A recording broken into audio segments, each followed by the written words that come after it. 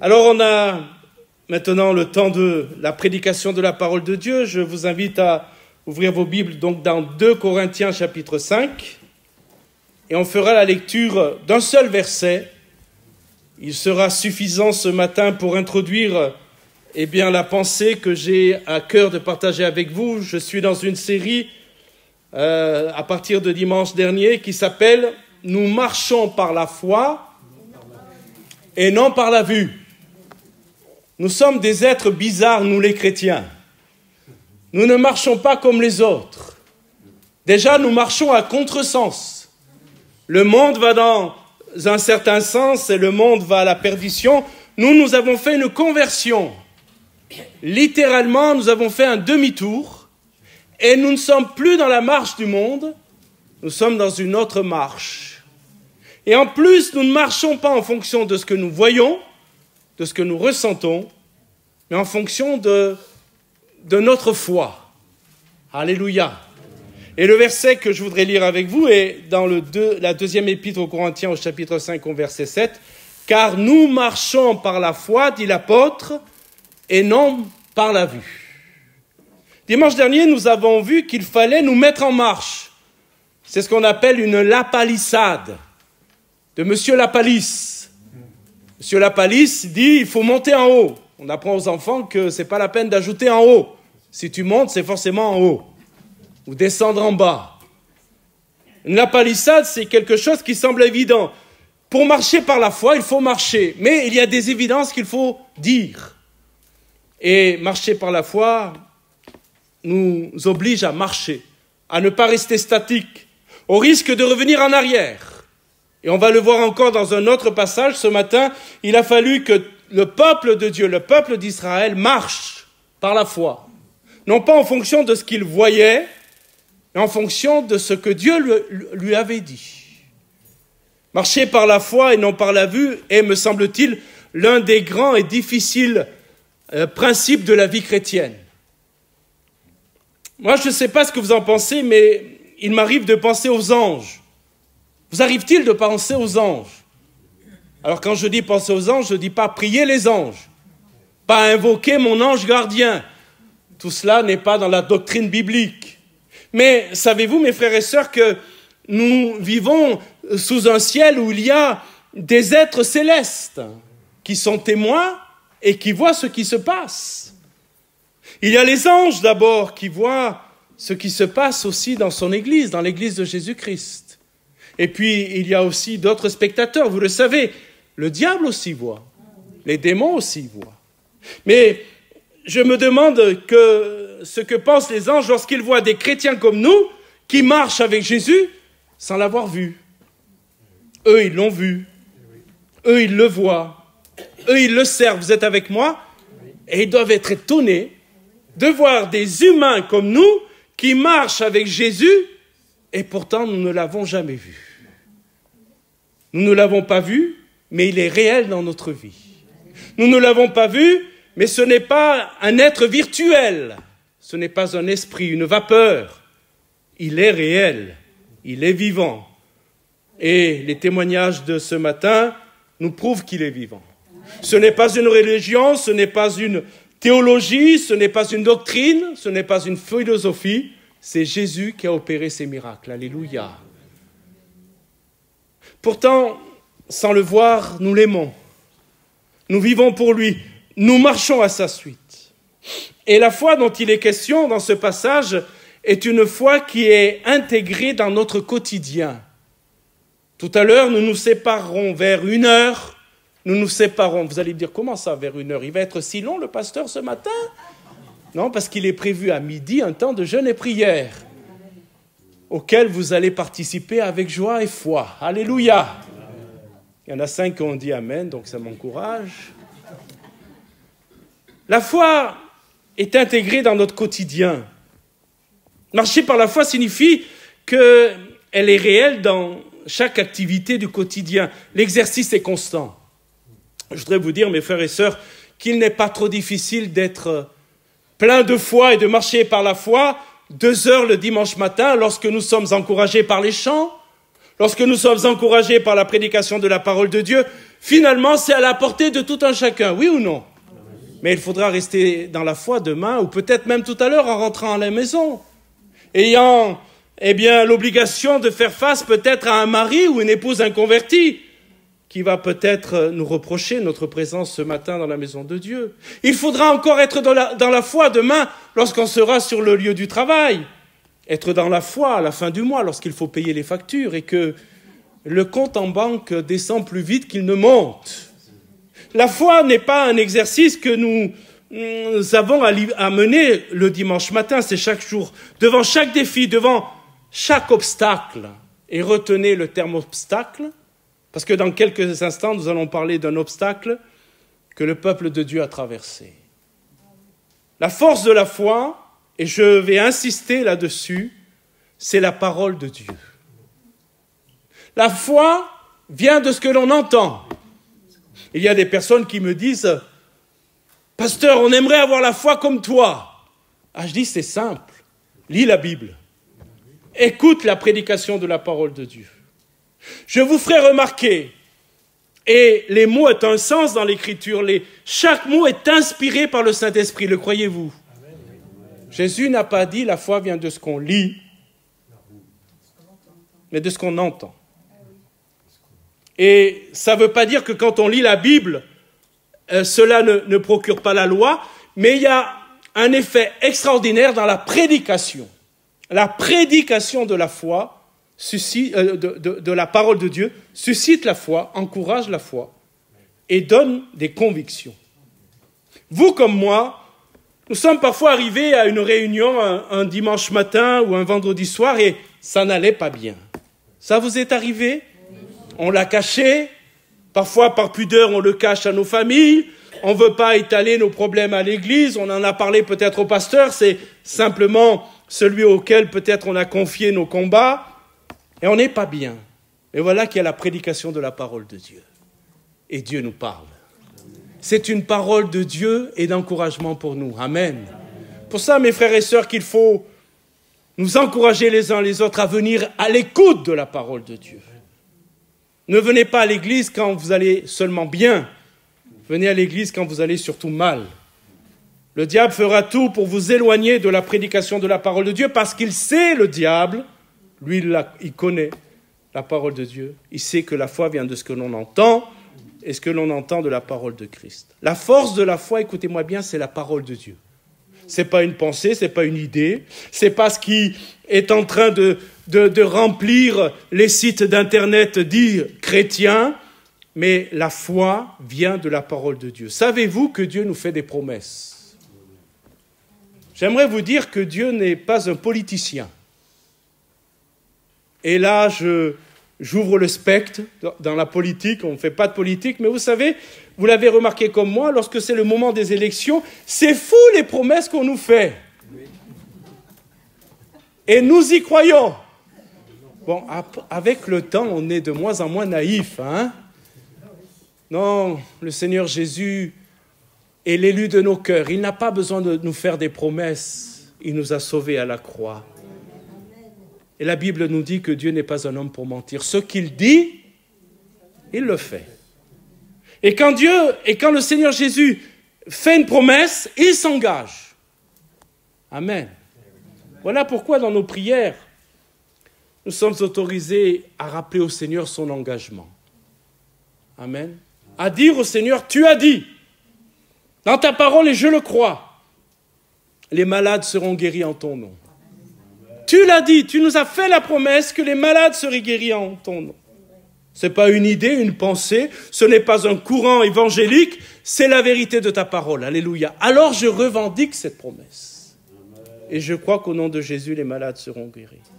Tu as dit que le baptême du Saint-Esprit était pour ceux qui sont nés de nouveau, jeunes, vieux, enfants. Alors Seigneur, je prie pour que tu me baptises de ton Saint-Esprit. Alléluia. La foi, vous le savez, nous avons une définition dans Hébreux chapitre 11, verset 1. Je la lis rapidement, vous la connaissez. Hébreux nous rappelle que la foi est une ferme assurance des choses qu'on espère. Écoutez bien, une démonstration de celles qu'on ne voit pas. La foi croit ce qu'elle ne voit pas. Vous allez me dire, mais c'est difficile ça. Oui et non. Soyons un peu pratiques. Est-ce qu'à chaque fois que vous respirez, vous réfléchissez s'il y aura assez d'oxygène? Non. C'est un réflexe, c'est automatique. Vous n'êtes pas toujours en train d'avoir une démonstration que le taux d'oxygène sera assez bon et il n'y aura pas trop de gaz carbonique. Mais vous respirez sans voir.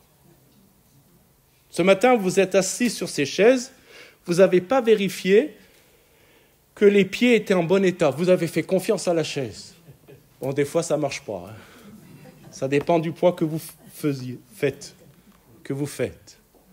Voyez, mes amis, la foi croît sans voir. C'est une démonstration de celle qu'on ne voit pas. Marcher par la foi, c'est une ferme assurance que Dieu est avec nous. Alléluia. J'ai une bonne nouvelle, mes frères et sœurs. Quand vous êtes en haut sur la montagne de la gloire et de la louange, Dieu est là. Quand vous êtes au fond du trou, Dieu est là. J'aime ce passage de l'Écriture où cette femme adultère a été prise donc en flagrant délit d'adultère et puis on la jette au sol. Elle est déjà condamnée. Les religieux l'ont condamnée, ils ont déjà saisi les pierres et ils attendent que l'un des plus courageux jette le premier la pierre pour tuer cette femme à coups de pierre. Mais Jésus est là, alléluia. Et vous savez qu'on va interpeller Jésus, que dis-tu toi Jésus, que dit la loi d'Islam, et moi je vous dis que celui d'entre vous qui n'a jamais péché, lui jette le premier la pierre. Et puis la Bible nous dit qu'il s'est baissé. L'avez-vous vu? Connaissez-vous le texte? Il s'est baissé et il a écrit sur le sol. Et il y a des livres entiers qui ont été écrits pour dire ce que Jésus a écrit. Si le Saint-Esprit ne nous dit pas ce qui est écrit, c'est qu'on n'a pas besoin de le savoir. Mais moi, je sais une chose, écoutez-moi bien. Voilà comment je comprends. Cette femme, elle a le nez dans la poussière, elle tremble, elle pleure, elle dit c'est fini par moi, je suis condamnée, je vais mourir. Elle ne lève pas la tête, elle n'ose pas lever la tête, elle est sur le sol, elle est prostrée. Et puis, il y a Jésus qui se baisse, et il y a Jésus qui lui dit, je suis là, moi. Aussi bas tu es tombé, aussi bas je vais venir te chercher. Et je voudrais dire ça à quelqu'un ce matin. Aussi bas tu es tombé, aussi bas le Seigneur viendra te chercher. Tu es condamné, tu es abandonné. On a rayé ton nom, on a dit c'est fini, il n'y a plus d'espoir avec toi. Jésus dit, moi je descends là où tu es. Et ce matin, Dieu s'engage à nous relever. Alléluia. Dieu s'engage à nous changer. La foi ne marche pas en se concentrant sur les circonstances naturelles. Écoutez-moi bien. La foi ne marche pas en se concentrant sur les circonstances naturelles, mais en se concentrant sur la parole surnaturelle de Dieu. La Bible est un livre extraordinaire. Ce n'est pas un grand roman à succès, mais c'est littéralement la parole de Dieu. Et ce livre-là est un livre surnaturel. Amen. 66 livres qui parlent de la même chose. Un fil rouge tout au long de la Bible. Si vous n'avez jamais réfléchi à ça, je peux vous démontrer rapidement que c'est un livre surnaturel. On prend un quart d'heure ensemble. On prend différents auteurs et on demande à chacun d'écrire quelque chose. Vous êtes avec moi? Dans le même laps de temps, pas sur 1500 ans, dans le même laps de temps, chacun écrit quelque chose. On relit tout, on regarde ce que ça donne et vous êtes convaincus avec moi que ça n'a ni queue ni tête. L'un va parler de son jardin, l'autre du soleil, un autre de la moto.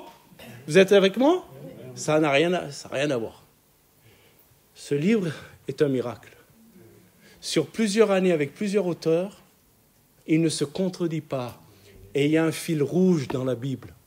Il s'appelle Jésus. Du livre de la Genèse, cet animal sacrifié pour couvrir la nudité de l'homme et de la femme à cause de la conséquence de leur péché, jusqu'au livre de l'Apocalypse, le fil rouge de la Bible s'appelle Jésus. Alléluia.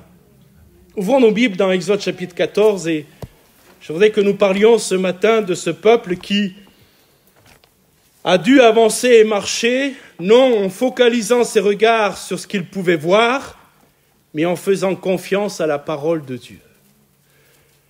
Voulant gagner du temps sur la lecture, nous ne ferons pas la lecture de tout le chapitre, Exode chapitre 14, nous allons faire la lecture de quelques versets.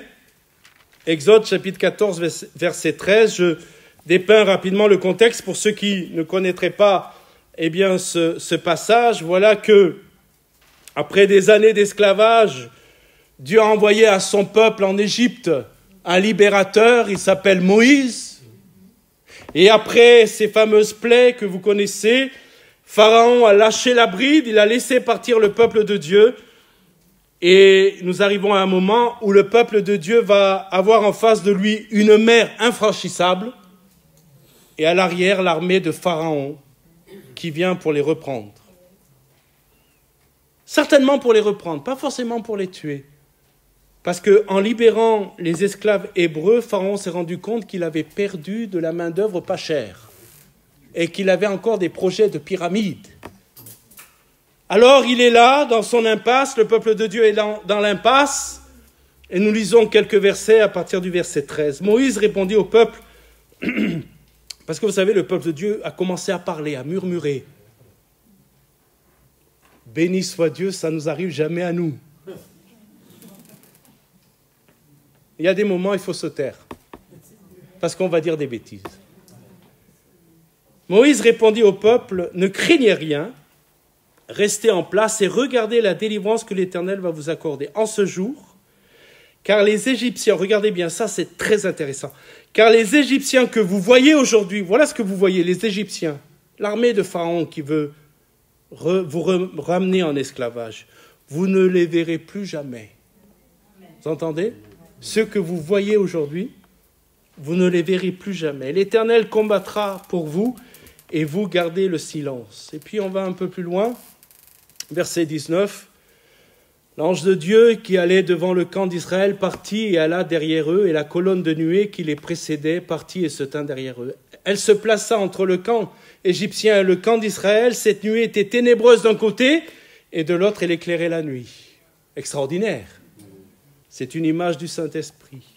Et les deux camps n'approchèrent point l'un de l'autre pendant toute la nuit. Moïse étendit sa main sur la mer, et l'Éternel refoula la mer par un vent d'Orient qui souffla avec impétuosité toute la nuit. Ça a pris une nuit quand même, hein? Souvent, on a l'image un peu de ce qu'on voit dans les films, que ça s'est passé comme ça. Ça a pris une nuit. La nuée était là pour empêcher l'armée d'Israël, l'armée de Pharaon, de venir reprendre Israël. Et pendant toute une nuit, le miracle a eu lieu. Toute la nuit, il mit la mer à sec et les eaux se fondirent. Les enfants d'Israël entrèrent. Il y a un temps pour attendre, pour faire silence, puis il y a un temps pour marcher. Amen. Les enfants d'Israël entrèrent au milieu de la mer à sec, et les eaux formaient comme une muraille à leur droite et à leur gauche. Les Égyptiens les poursuivirent, et tous les chevaux de Pharaon, ses chars et ses cavaliers entrèrent après eux au milieu de la mer. À la veille du matin, l'Éternel de la colonne de feu et de la nuée regarda le camp des Égyptiens et mit en désordre le camp des Égyptiens. Il ôta les roues de leurs chars. Extraordinaire ça, quand vous lisez ça. L'Éternel a enlevé les roues des chars. Il fallait y penser, hein. Et en rendit la marche difficile. Les Égyptiens dirent « Fuyons devant Israël, car l'Éternel combat pour lui contre les Égyptiens. » L'Éternel dit à Moïse « Étends ta main sur la mer, et les eaux reviendront sur les Égyptiens, sur leurs chars et sur leurs cavaliers. » Moïse étendit sa main sur la mer, et vers le matin, la mer reprit son impétuosité, et les Égyptiens s'affuirent à son approche. Mais l'Éternel précipita les Égyptiens au milieu de la mer. Les eaux revinrent et couvrirent les chars, les cavaliers, et toute l'armée de Pharaon, qui était entrée dans la mer après les enfants d'Israël, et il n'en échappa pas un seul. Ceux que vous voyez aujourd'hui, vous ne les verrez plus jamais. Mes frères et sœurs, je vais m'arrêter quelques instants sur ce passage. Le peuple de Dieu était littéralement dos au mur. Vous comprenez l'expression « dos au mur » ? Ça veut dire qu'il n'y a pas d'échappatoire possible. En face, il y a la mer. Derrière, il y a la poussière des chars de Pharaon montre que l'armée est au complet et qu'ils viennent les reprendre. Et il n'y a pas d'échappatoire, il n'y a pas d'issue. Devant eux, une mer infranchissable et derrière, une armée remplie de haine. Il n'y a aucune issue visible. Et si, à ce moment-là, on marche par la vue, il n'y a pas de solution. Il n'y a pas d'échappatoire, ils sont dos au mur. Mes frères et sœurs, il nous arrive parfois dans nos vies d'être dans la même situation, n'est-il pas vrai, que le peuple de Dieu, face à une mer infranchissable et l'ennemi qui nous poursuit. Il peut nous arriver d'être dans la même situation. Le sentiment que nous sommes dans une impasse, pris au piège. Combien de fois ça nous est arrivé? Non pas que nous ayons cherché la situation, mais la vie, les circonstances, les difficultés ont fait que nous sommes dos au mur, nous aussi. Et si nous regardons aux choses visibles, nous sommes dans une impasse, nous sommes pris dans le piège. Il n'y a pas de solution, il n'y a pas d'issue. Tout est fermé. Et c'est là que la foi doit prendre le dessus sur la vue. Alléluia. C'est un acte volontaire. De dire, je ne pose pas mes regards sur ce que je vois, mais je pose mes regards sur Jésus. Et j'aimerais que vous ouvriez vos Bibles maintenant dans un autre verset très intéressant, qui peut certainement nous aider dans notre quotidien. Et c'est au chapitre 2 des Corinthiens, 2 Corinthiens chapitre 4, verset 18. Regardez ce que l'apôtre Paul déclare. Je vous répète, nous les enfants de Dieu, nous sommes une race bizarre, un peuple particulier. 2 Corinthiens chapitre 4, verset 18, vous l'avez? Si vous avez du mal à trouver 2 Corinthiens, c'est juste après 1 Corinthien.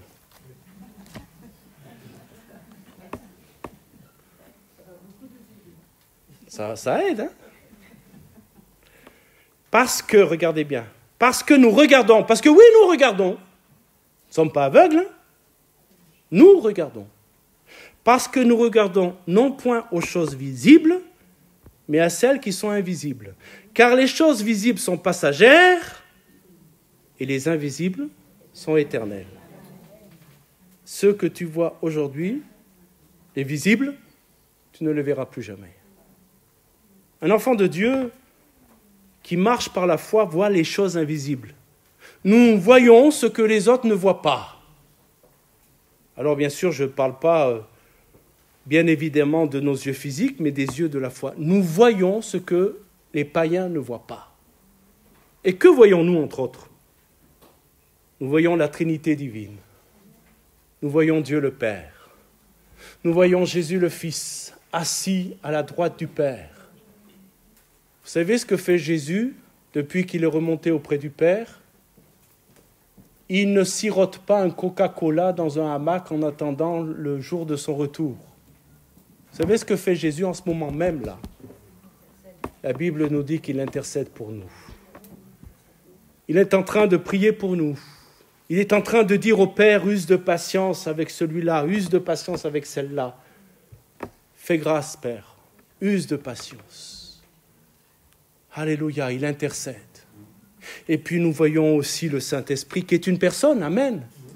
Nous voyons ce que les autres ne voient pas. Nous voyons même, et je parle des yeux de la foi, les myriades d'anges qui sont au service de ceux qui craignent Dieu. Savez-vous que les anges sont au service de ceux qui craignent Dieu? Nous avons, pour notre part, plusieurs témoignages où nous pourrions vous témoigner que des anges sont intervenus dans notre vie. Nous n'en étions pas conscients lorsque la chose s'est produite. Mais après, on a réalisé que ce n'étaient pas des humains. Et Dieu a envoyé des anges, alléluia. Remarquez, les choses visibles sont passagères. Certains construisent leur vie seulement sur les choses visibles. Les maisons, leur compte en banque, leur action, le bitcoin. Et on construit nos vies sur ce qui est palpable, parce que l'homme aime ce qui est palpable. Mais l'apôtre dit ces choses vont disparaître. il suffit de méditer la parole de l'homme riche, vous connaissez, qui a réussi. Il a un souci, cet homme, je ne sais pas si vous l'avez, et si vous l'avez, on peut vous aider à trouver des moyens de bénir l'œuvre de Dieu dans son nom. Il ne savait pas quoi faire de son argent. Un gros problème, ça. Hein? Alors il construit des greniers, il dit « Mon âme repose en paix, t'es tranquille ». Et la nuit même, son âme lui a été redemandée. Ce qui était palpable, visible, a disparu en une nuit. Les choses visibles sont passagères. Cette armée de Pharaon était redoutable, mais elle a disparu au fond de la mer. La dynastie des Pharaons a disparu. Il ne reste plus rien si ce n'est quelques pyramides. Cette grande dynastie a disparu. Mais Dieu lui demeure. Alléluia. Jésus est le même, hier, aujourd'hui, éternellement.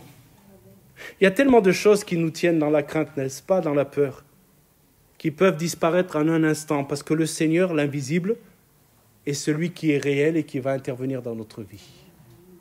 Le diagnostic d'un cancer, une tumeur, un petit bouton qui semblait pas grave. Voilà que le médecin fait une drôle de tête, il dit il faut faire quelques investigations quand même. Alors on n'est pas insensé, on sent très bien que le diagnostic peut être terrible, et le diagnostic est terrible, il tombe. Monsieur, madame, vous êtes atteint d'un cancer.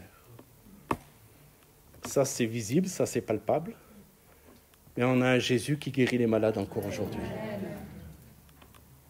Une des meilleures définitions de la foi que j'ai entendue, et je vous la donne, Hébreux 11, c'est une définition théologique, mais une des meilleures définitions de la foi, c'est se moquer de l'impossible. À chaque fois qu'on te dit c'est impossible, la foi dit c'est possible. Impossible d'être guéri de ton cancer. Jésus peut me guérir. Je me moque de ce que tu dis. Il y a ce que Dieu fait, il y a ce que Jésus est. Il est celui qui guérit les malades. Et vous voyez, cette armée de Pharaon, bien qu'effrayante, était une chose visible et passagère. Elle a été engloutie dans la mer. Le pouvoir terrestre et visible de Pharaon a disparu. Mais l'Éternel demeure à jamais. Un philosophe a écrit « Dieu est mort ». Il s'est dit, me semble-t-il, qu'on se souviendra des Beatles, mais pas de Dieu. Ce philosophe est mort. Les Beatles sont morts. Pas tous. J'avais des doutes, mais il mourra, et Dieu est vivant. L'invisible est vivant. La marche par la foi, et je termine avec ça, c'est entrer dans le miracle. Voulez-vous connaître un miracle? D'abord, croyez-vous au miracle? Moi, je crois au miracle. Vous allez me dire, mais pasteur, on ne voit plus de miracles dans nos églises. Chacun de nous, né de nouveau, est un miracle. Le fait qu'on soit converti à Jésus est un miracle. Donc nous sommes tous des miracles.